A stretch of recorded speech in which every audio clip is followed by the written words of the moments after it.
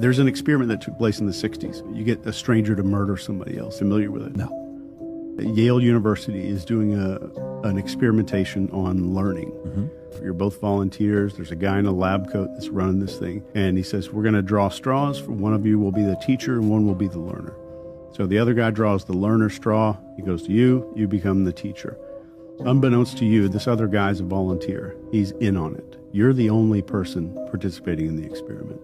So they sit you down at this machine. They say, this is an electric shock machine. And it goes from like 30 volts all the way to the right where it says XXX danger extreme shock. So you can hear him go, you go, oh, for some of those intro shocks. But every time you get one wrong, you have to take that little slider and move that voltage up one notch. So the guy keeps getting it wrong, 225 volts. Around 275, he's saying, I have a heart condition. I want to stop. I don't want to do this anymore. I want to stop. I'm done with this. Come get me out of here. Around 400 volts, there's no more reaction. It's total silence, and he's not even answering the questions anymore. So you turn back around to this guy in the lab coat, and you're like... But he's not making any noise now. And the guy in the lab coat says, it's important that you continue. I must continue to the end of the experiment. And shocking increase, shock, increase, all the way to this 450 extreme.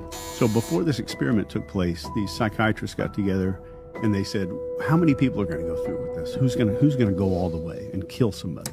And they thought 0.8%. You have to be a psychopath. You have to want to hurt people. And in reality, 67% of people went all the way. So Stanley Milgram's trying to find out, do people just respond to orders like the Nuremberg trials were going on? And these Nazis were saying we were just following orders. 250 volts is enough to kill you. 100% of people went up to 250 volts. Dr. Milgram hypothesized that they undergo something called an agentic shift, where they become an agent on behalf of an authority figure. This is a big deal.